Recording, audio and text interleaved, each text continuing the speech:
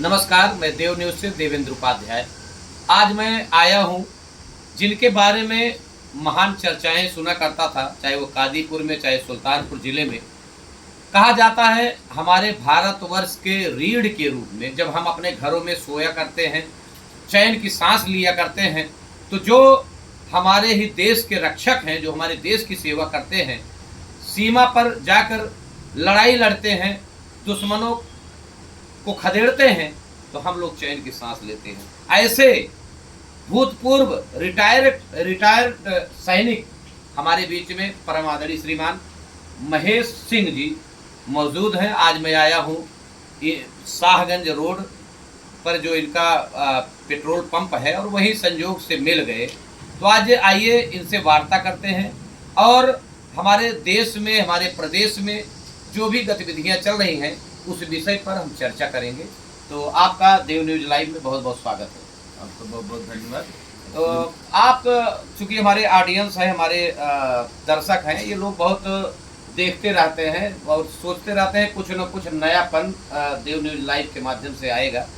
तो आज स्थितियां जो है देख रहे हैं, चाहे हमारे देश की हों चाहे विदेश की हों, आज जितने भी देश हैं आपस में लड़ रहे हैं और आने वाला समय ये लग रहा है कि हम लोग भी सुरक्षित नहीं हैं। और हम लोग चूंकि ऐसे प्रदेश में रहते हैं, जो कि उत्तर प्रदेश में रहते हैं, तो मैं ये जानना चाहूँगा कि उत्तर प्रदेश के गवर्नमेंट से, वर्तमान जो गवर्नमेंट है, सरकार है, उससे आप कहाँ तक संतुष्ट हैं? उनके किए गए जो भी वादे हैं, जो किए गए क्रियाकलाप हैं, उससे आप संतुष्ट हैं या नहीं है? हमारे दर्शकों को बताएं आदरणीय महेश। देखिए, तो मैं आपको पहले अपना पूरा परिचय बता देता हूँ। मैं महेश सिंह, रिटायर्ड फौजी हूँ, जिला सैनिक प्रकोष्ठ का अध्यक्ष भी। अच्छा, जिला सैनिक प्रकोष्ठ का अध्यक्ष प्लस कांग्रेस कमेटी से जिला महासचिव। अच्छा, जिला सुल्तानपुर के आप महासचिव हैं? जी, कांग्रेस कमेटी से। और जो आपने अभी बात की योगी जी के कार्यकाल के बारे में, तो योगी जी का कार्यकाल एक, जैसे कि अब काम के बारे में अगर बताते हैं तो उनका कार्यकाल में, वो हम मीडिया में देखते हैं, मंदिर के दर्शन करते हुए दिखाई देते हैं, या कहीं धमकाते हुए मिलाई देते हैं, या हिंदू मुस्लिम पे वो बातें करते, जैसे अभी कुछ दिन पहले उन्होंने कहा कि बकरा ईद पे कोई भी रोड पर नमाज नहीं पढ़े, वो गलत है। रोड सड़क पर नमाज पढ़ना मना है। नोएडा के अलावा कोई भी अंधभक्त या कोई भी करता है भाजपा के, दिखा दे कोई फोटो खींच के कि सड़क पे कहाँ नमाज पढ़ी जाती है।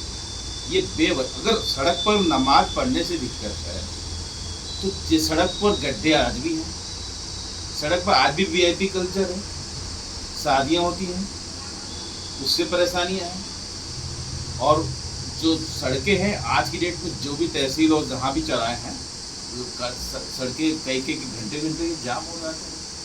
अगर चर्चा कर इस बात पर, अगर कोई चर्चा करे तो उसको हम कहेंगे हाँ सही बात कर रहे हैं। बात उस बात पे आज की डेट में ना मीडिया चर्चा कर सकती है। अगर हमारे जैसे लोग कोई अगर चर्चा करते तो बोले सरकार के खिलाफ बात करते। आज की डेट में सरकार के, योगी जी के कार्यकाल की किस बात पे चर्चा किया जाए? बुलडोजर पे बात किया जाए? बुलडोजर पे सिर्फ गरीब और जो निर्दोष लोग को सताया जा रहा है। बुलडोजर कार्रवाई कोर्ट के अगेंस्ट है, तो सुप्रीम कोर्ट संविधान की तो धज्जियां उड़ रही है। दूसरी बात, इनकी भाषा, जैसे लगता ही नहीं कि मुख्यमंत्री हो या कोई योगी है, ऐसे लगता है जैसे गुंडाधीश बैठा दिए गए हैं। और कार्य के बारे में इनसे ज़्यादा तो कार्यकाल, अब हम लखनऊ में जब देखते हैं तो सीएम कार्यालय से ज़्यादा राज्यपाल भवन में भीड़ रहती है। तो इनको तो जो आनंदीबेन पटेल जैसे लगता है, गुजरात मॉडल पूरा यूपी को छा गया है।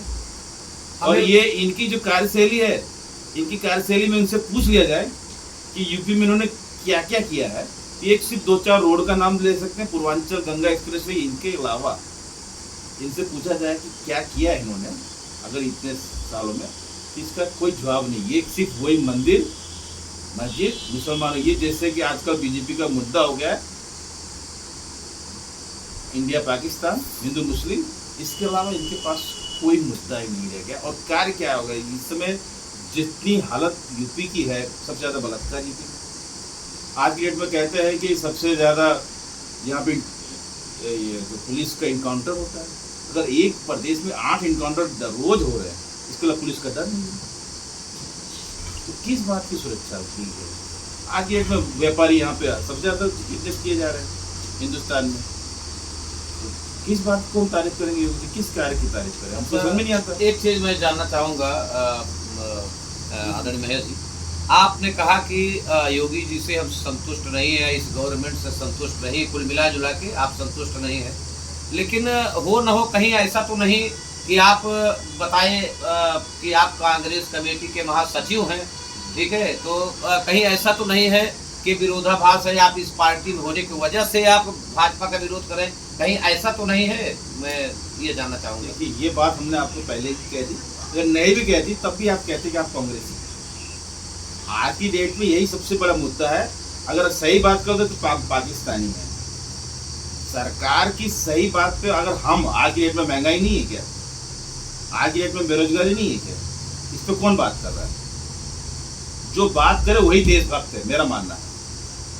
जो गोदी मीडिया की तरह बात करे, जो आज की मीडिया बात करे, आप नहीं, आप अपने जो टीम चलता है, वो जिस तरह की आम का जूस जिस तरह दिखाया जा रहा है, जिस तरह आज की डेट में एडवर्टाइजमेंट कम आता है, राजनीतिक एडवर्टाइजमेंट आता रहता है। टीवी खोलिए तो जैसा राजनीतिक एडवर्टाइजमेंट चल रहा है। बिल्कुल सही बात है, जो भी बात करना चाहिए वो न्याय प्रिय हो और किसी के पक्ष में न हो। अब कानून व्यवस्था भी बात करते हैं, योगी जी की सबसे अच्छी कानून व्यवस्था है।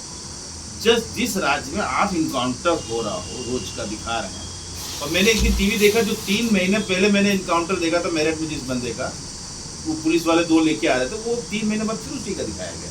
मतलब मीडिया ही सरकार चला रही है क्या? सच जो है यही हकीकत। ये व्हील प्लानिंग चलते हैं क्या प्रोग्राम होते हैं? आज की डेट में कितने बलात्कार हुए, वहां पे मीडिया क्यों नहीं जा रही है? वहाँ राहुल गांधी क्यों पहुंच रहे हैं? अब अपने पार्टी की बात की, अगर एससी की बात हो रही है, एससी पे अगर अत्याचार हो रहा है, कुछ हो रहा है, तो इवन हमने ये देखा कि मायावती भी नहीं जा रही वहाँ पे, किसी के वहाँ पहुँच रही है और वोट लेने के लिए सब है। आज की डेट में अगर गरीबी और अमीरी की जो रेखा खींची जा रही है, गुंडा 19 जो लिस्ट है 19 लोगों में, वो लिस्ट अगर योगी जिस दिन सरकार जाहिर कर दे कि 19 गुंडे ये हैं लोग, उस दिन हम मानेंगे हाँ योगी जी मुख्यमंत्री सही है। गुंडों का नाम लिख के दे दें, और सुप्रीम कोर्ट ने मांगा है जो आप लिख दें कि 19 गुंडे ये हैं। बिल्कुल, जहाँ पर घटना हो सबको जाना चाहिए, क्योंकि भाई इसी देश का लोग खा रहे हैं, इसी देश में लोगों को राजनीति करना है, इसी देश में रहना है। तो जहाँ देश के आन मान शान की बात आए, जहाँ पर हमारे इस देश में प्रदेश में रहने वाले हमारे आवाम जो जनता है वो जब परेशानी में आवे, तो सभी राजनीतिक जितनी भी पार्टी हैं सबको बढ़ चढ़ के हिस्सा लेना चाहिए। किसान, मजलूम या जो भी मजदूर हैं या जो भी हो, किसी भी अदरवाइज किसी भी कास्ट के हो, तो पहुंचना चाहिए, ये मेरा मानना है। तो मैं ये जानना चाहूँगा, चूँकि आप एक फौज से हैं, तो फौज के लिए अभी एक योगी जी ने आपने कहा कि भाई ये किए ओके, लेकिन एक अग्निवीर करके आया है, जो कि अग्निवीर में बच्चे जाते हैं और बहुत कम समय में कुछ आर्थिक व्यवस्था उनकी मजबूत हो जाती है। तो अग्निवीर के बारे में आप क्या कहेंगे? देखिए, अग्निवीर से तो कोई, जो अग्निवीर से कोई पुराने फौजी तो कोई खुश नहीं है। जैसे कि हम ही हैं, 38 महीने हमने ट्रेनिंग की है। 38 महीना आपने ट्रेनिंग किया है? 6 महीना बेसिक ट्रेनिंग होती है, फिर उसका ट्रेड होता है। जैसे गनर है तो गन के बारे में सीखेगा, इंजीनियरिंग करेगा, उसमें भी फौज में भी डॉक्टरी है, कोई भी हर विभाग है, तो उसमें मिनिमम 2 साल की ट्रेनिंग अलग से होनी है। या बंदूक चलाने में भी अलग से ट्रेनिंग करनी पड़ती है, 6 महीने और एक्स्ट्रा करते हैं। अलग अलग टाइप के आजकल टेक्निकल चीज़ें, अगर हमको लड़ाई लड़नी है तो अब वो जमीनी लड़ाई तो रह नहीं गई है। अब वो अग्निवीर के नाम पे आप भर्ती कर लेंगे और 38 और 3 साल जो ट्रेनिंग में लगता है, करोड़ों रुपये सरकार उस पर खर्चा करती है, 50 साल पर रिटायर कर देंगे, सरकार के कितना नुकसान होगा? सबसे पहली बात ये। दूसरी बात, 8 साल बाद तो भर्ती हुई थी, 8 साल तक भर्ती नहीं हुई, फौज आधी हो गई थी, हम भी तंग हो गए थे, मेन पावर घट गई थी। हम तो ऑफिशियली थे, बताना नहीं चाहिए आंकड़े, 9,80,000 फौज हो गई थी, जबकि हमारे 14 लाख की अथराइजेशन है, 13,80,000 की, 9,80,000 फौज हो गई थी। उसके बाद आपने अग्निवीर भर्ती की, जिसको हम फौजी मानते नहीं, हम तो साफ कहते हैं। हाँ भाई। क्यों उसको आप मेडिकल फैसिलिटी नहीं दे रहे हैं, आप उसको बाकी चीज़ों से दूर, उसमें क्या फौज में छुआछूत नहीं होगा? उस्ताद जो भी होगा ट्रेनिंग देने वाला, क्या उनको अलग तरीके से नहीं पैक कर गया? ये कल्चर नहीं आएगा क्या फौज के अंदर? और पहली बात, वो 4 साल के लिए जो अभी भर्ती हो रहे हैं, हम अपने आसपास देख रहे हैं, वो उतना उत्साह नहीं दिखता।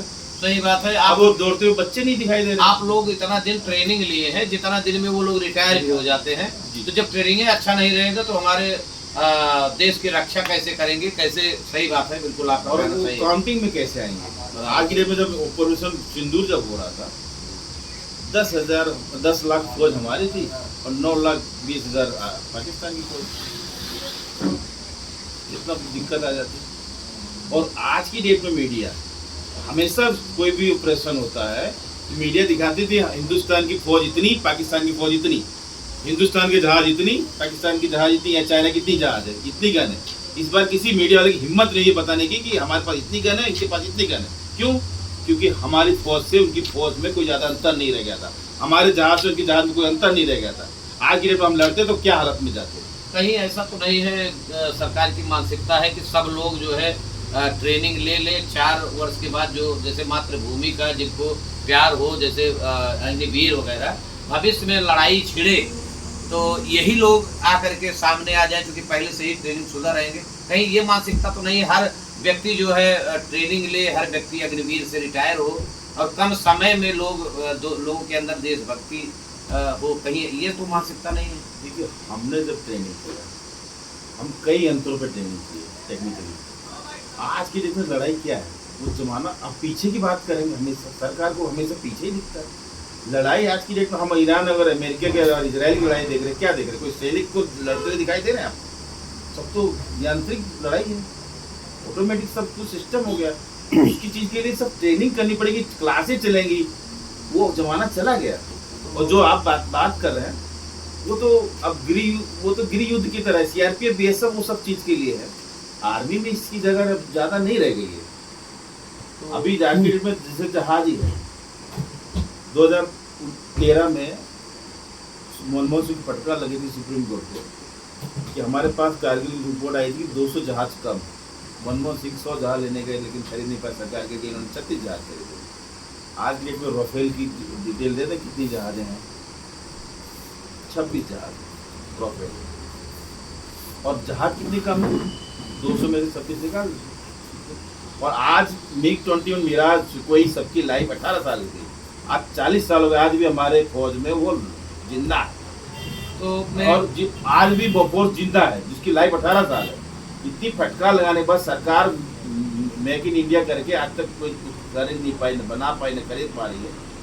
ये सब चीज़ें वोट के लिए सब जा रहे हैं, लेकिन देश के लिए कौन करेगा? तो चलिए, कुल मिला जुला के यहाँ भी असंतुष्टि ही है अग्निवीर का जो हुआ, तो इससे भी आप अग्निवीर, मैं ये जानना चाहता हूँ, अग्निवीर हमारे देश के लिए सिस्टम मतलब हित में नहीं है। तो मैं ये जानना चाहूँगा कि जैसे आने वाला समय, चूंकि भाई देखिए सरकारें तो आएंगी, ये सरकार आई, कल को आज BJP आई, कल को दूसरी सरकार आएगी, तीसरी सरकार आएगी, चौथी सरकार। मैं ये जानना चाहूँगा तो हमारे देश के लिए कौन सी सरकार आए जिससे हमारे देश के हर वर्ग प्रसन्न रहे, हमारे देश का उत्थान हो।